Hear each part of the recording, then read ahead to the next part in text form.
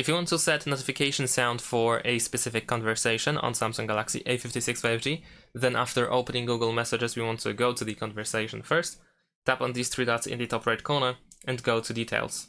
Once you open Details, you should be able to choose Notifications, then go to Sound, and over here you can choose the sound that should be played when you receive a message from this specific contact or phone number.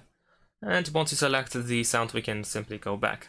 Thanks for watching, leave a like and subscribe to my channel, and see you in my next videos. Bye!